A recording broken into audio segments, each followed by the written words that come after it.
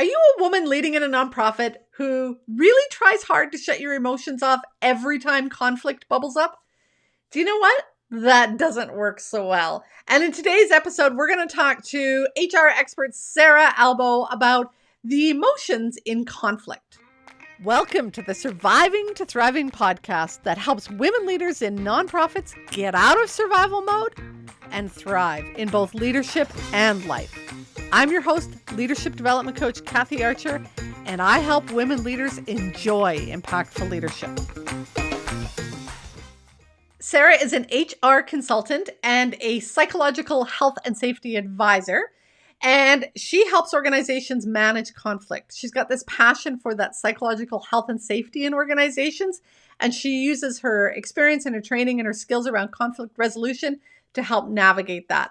So today we're going to talk about the emotions and how all of the emotions interplay in conflict. And so let's transition into the show. Hey, Sarah, welcome to the podcast today. I'm so excited to talk to you about conflict and the emotions around conflict. But before we dive into that, tell the listeners a little bit about yourself and how you got to the work you do today. Oh, thanks so much for having me on, Kathy. Hi, everyone. My name's Sarah. I'm the founder and advisor here at Novel HR. I started the company to do consulting in the workplace around conflict resolution. So that includes conflict coaching, mediation, but it also includes psychological health and safety. And so workplace mental health is tied in there because interpersonal conflict is such a major cause of stress in the workplace, and it can be really damaging to the environment there. And so I think it's really important to try to either resolve it or get out in front of it if you can. So why is this your passion project? What brought you to this kind of work? So years ago, I was studying in mental health, and so I've always believed in how important that is. But I wasn't seeing so much of that being talked about in the workplace, and we spend so much time there, and it can be so stressful for us that there's not a separation between our personal and professional lives anymore, and there's this crossover. Mental health is affected in both places. So I thought it was really important to be having this conversation in the workplace. And I had gone through some really stressful of my own situations in the workplace, and my mental health was really impacted. And a lot of it had to do with interpersonal conflict. And then I was hearing about this from so many friends as well. And I just knew this is happening all over the place and we need to do something about it. Yeah. I think we think that work is task oriented, but so much of work is relationship oriented. And man, from little spats to all out blow ups, it happens all the time in every field. Yeah. You're totally right. You see it everywhere, and it can be, between employee groups, across the hierarchy. It's all over. Yeah. I often ask some of the nonprofit leaders, what keeps you awake at night? And certainly there are things around tasks, but the majority of the time it's how do I deal with this person, how do I get these people involved in this project? Or how do I deal with these two people that are just at each other? And I had that when I was a leader. I struggled with that all the time, but I also struggled with what you were talking about. People didn't like me sometimes, or I didn't like them sometimes. And man, that tension just totally impacted the work we were doing. It can be so difficult. I mean, you have these organizations where there's people from all walks of life and different personalities, and there's different tasks that need to be done, and they're all interrelated as well. Everybody has different goals and priorities, and then there's the organization's goals and priorities. And so it's inevitable that we're going to get into these situations where we don't agree on something or there's competing priorities. And so we have to find a way to, how can we communicate around that and talk about the problems that we need to solve, the tasks that need to get done without involving that, any kind of personal attacks or bringing up defensiveness. And even that, I mean, that's going to happen, but how can we talk about it and make sure that everybody's heard and try to move through that emotional component of the conflict to get to a place where we can do the problem solving? Well, and I think that's the challenge for many of us. We get into these situations where things get tense. And the mantra I hear all the time is, I just want to leave my emotions at the door. I just have to shut my emotions off while I deal with this. And that doesn't work because, No. I watch these people push their emotions down or try and shut them off. And then all of a sudden they blow up at the most inopportune times. And that's why you have a lot of this, is because we're trying to push our emotions to the side and just deal with it rationally. There's so many emotions involved, which we're going to get to in a minute, that you can't do that. And so I'm so glad we're going to talk about, the emotions and managing the emotions rather than just shutting them off today. You're exactly right. That almost never works. It's a very short-term solution that can make it just that much worse in the long term. And I know it can be really hard to deal with. We're not, we don't always have the language around our emotions. We don't always know how to deal with them. And there is this Western bias of, emotions are irrational. And that's not true. They're really important messengers. They provide us with information about, what we're passionate about, what our values are, where our boundaries are. Yeah. So when these emotions come up, it's so important to check out what's going on there and what are they about. Yeah. All right. So we want to dive into what is conflict and, how do the emotions play? So you want to talk to us about some different definitions or different categories. So walk us through those first. Sure, that was, I thought that might be a good starting point, because that's, emotions are, conflict is actually driven by emotions.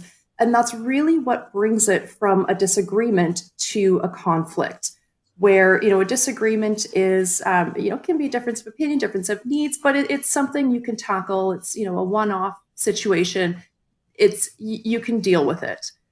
When it starts to move towards a conflict, that's when that emotional component starts to come in, and it becomes that much more difficult to deal with. And we may not know that it's the emotional component that's what's causing the difficulty. Yeah. So difference of opinion. I remember back when we were, had a company vehicle. And, I would say, you have to fill out this form. And somebody'd say, I don't want to fill out that form. Every time I drive it, I'll fill that form out at the end of the week. So that's a difference of opinion. And we can sort it out there. But when it comes like it's not sorted out and it's still niggling with me, I'm the supervisor, I'm looking at the form, it's not done. That's when it gets moved to that higher level. And that's when, like you say, it becomes annoyed to frustrated to, I'm ticked off right now and it's causing me grief.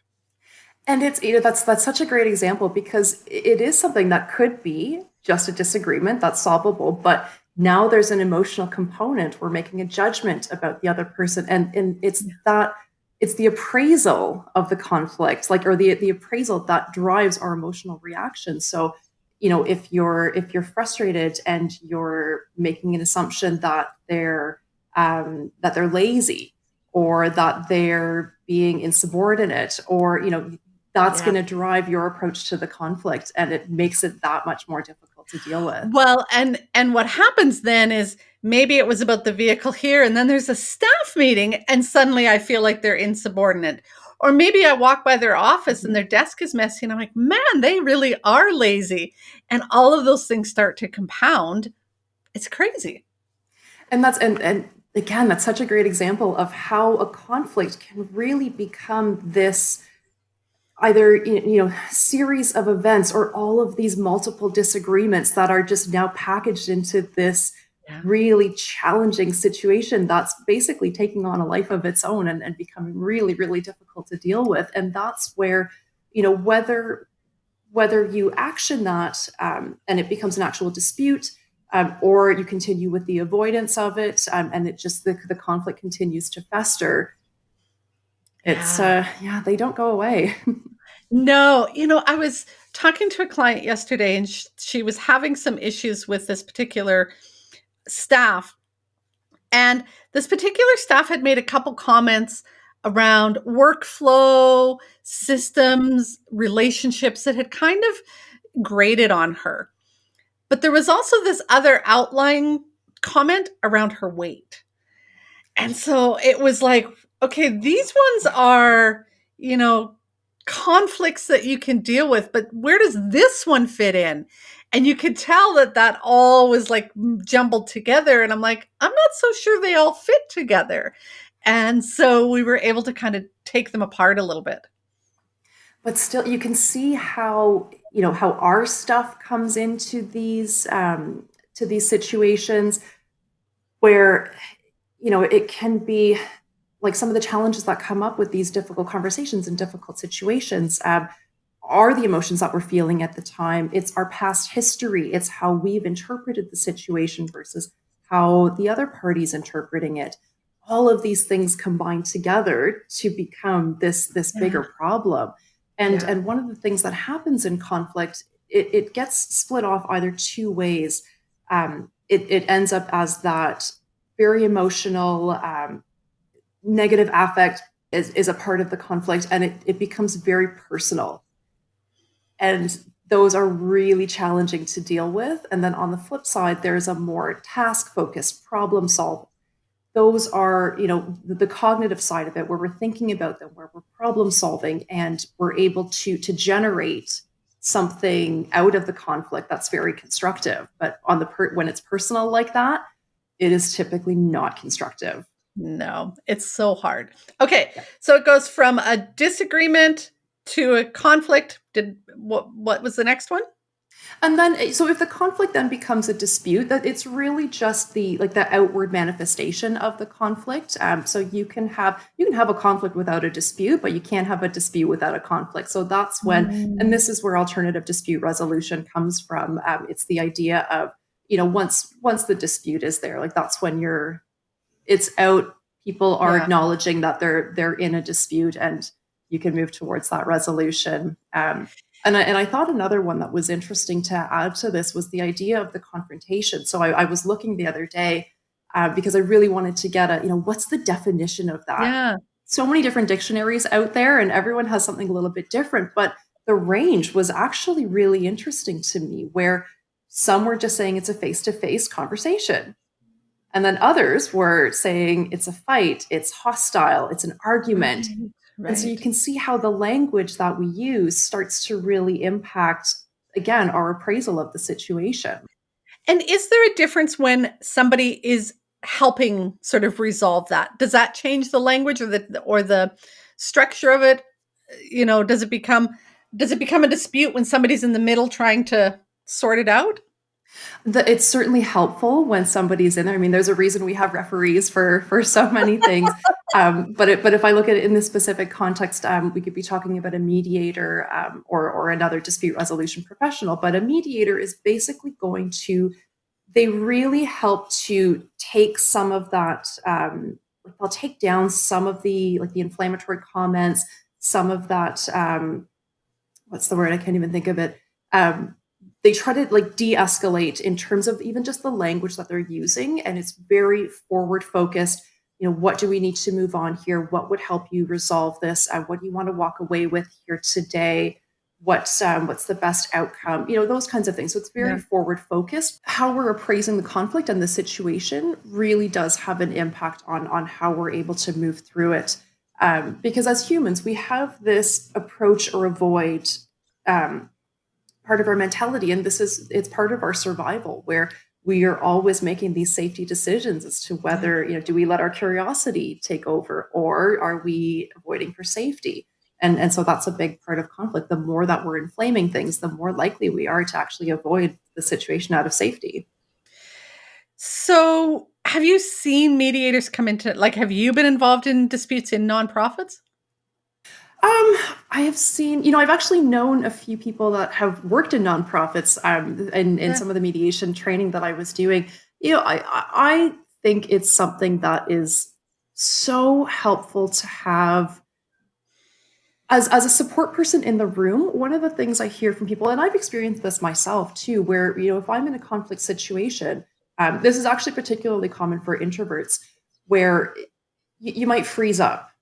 I mean, this can either be an introversion response, it can be a trauma response, but you know what you want to say and you just freeze up. Yeah. So having somebody there that can help facilitate the process, that can help you to take breaks when you need to, like mediations can be a half day or a full day, but but just having somebody there to facilitate and maybe ask you a question to prompt more thinking. I've even heard of situations where they might, if you think you're really going to have a struggle getting your point across or telling your story, you've told it to the mediator, and then with your permission, they can actually Right. share it for you and really help you to get those Yeah. points along for it. So for people that just are not going to feel comfortable in the situation, because it is a really difficult situation. So I'm never going to tell someone that this is something, they have to try to resolve the Yeah. conflict or they have to have the conversation.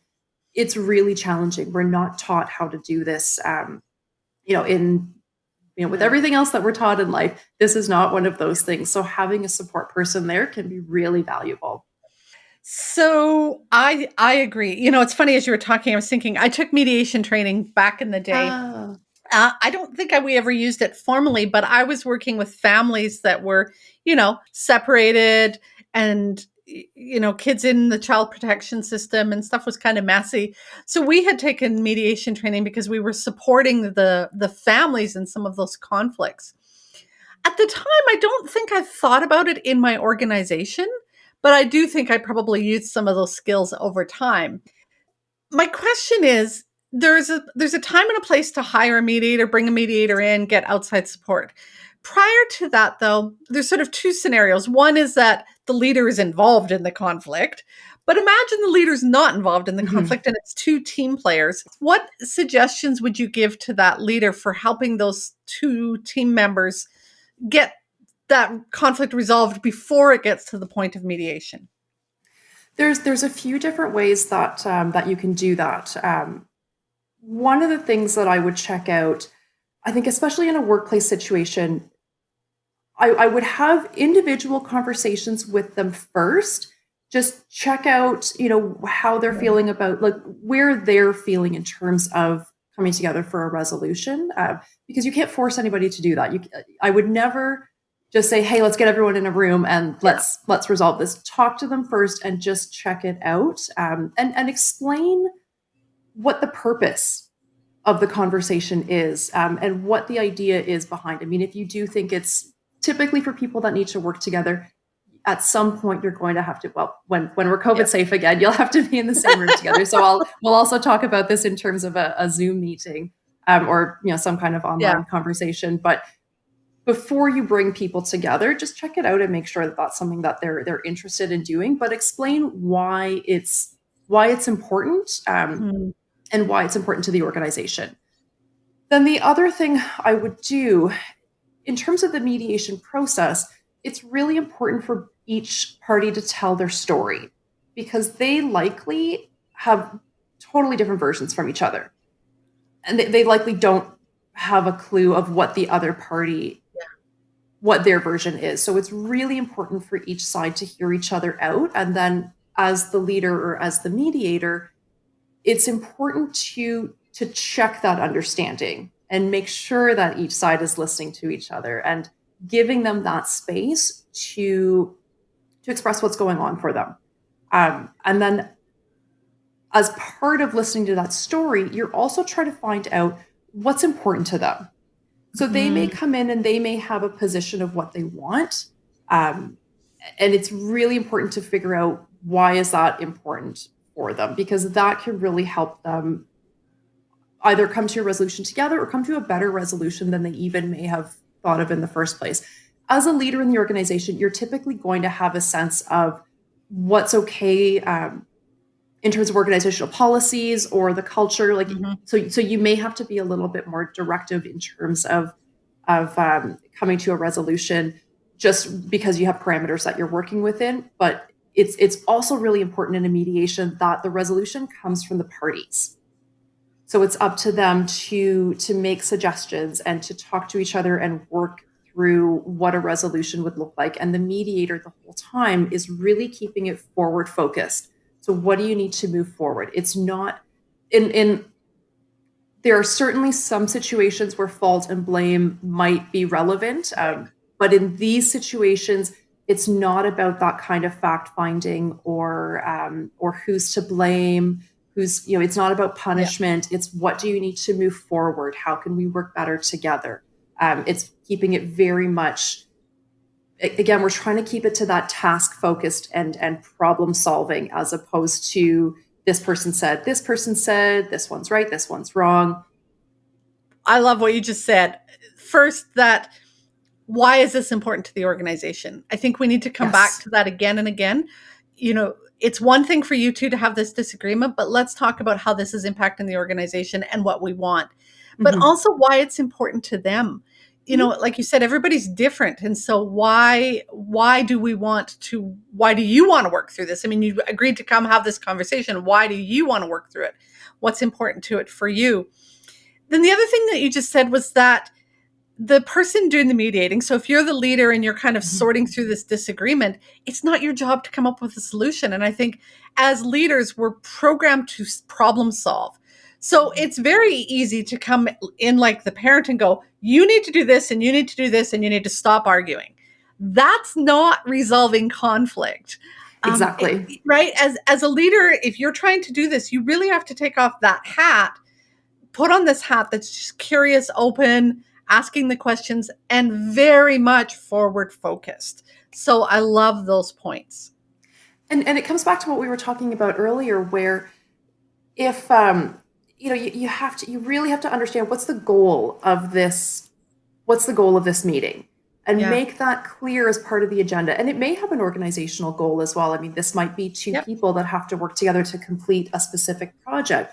That can Yeah. be a part of it, but really understanding and explaining that to people, why this Yeah. matters to both them and the organization. Okay. So let's get into more around the emotions because I know Sure. you have lots to share. So talk to me about what emotions are involved, how they show up, what's the impact. So, I mean, it can be any number of emotions, but it's typically going to be the more challenging ones. I don't talk about them in terms of positive or negative emotions, because that's just not the Yeah. case. All emotions are valuable, they're important, they're sources of information. But in conflict, it's typically going to be more around fear, anger. And then the other two that become quite relevant here are guilt and shame. So, Mm, in terms of, I mean, any of these emotions, they're going to activate our stress response system. So the amygdala, there's so much more talk about it these days. It's part of the reptilian part of our brain. It's really ancient. It's our fear response system. So it comes back to that approach or avoid, where we're making these split second decisions of life or death situations. yeah. Emotions aren't exactly the way that we see them now. They're not typically life or death situations. So whereas historically, if we had to either run for our life or freeze or fight for the situation, it's very different now, in terms of how that system comes out. But that's the system that's activated during conflict, and it's because of those emotions. And so for most people, that's we're going to hear about that in terms of the fight, flight, freeze, or please system. And so those are the reactions that are typically going to come out. So if we think that this is a fight we can win, that's probably the response that Yep. we're going to choose. If we don't think so, it's either going to be it's likely going to be a flight response. So just leaving the situation, avoiding the situation. The freeze response is the other one that's typically quite challenging for people, where they can't, they're just not able to deal Yeah. with the situation, and it's almost like a full shutdown of our thinking processes, our Hmm. behavior in that. And then the please response, we see that quite a bit as well, where it's just trying to, it's more than just compromising. It's really just doing whatever the other person wants to quiet them down.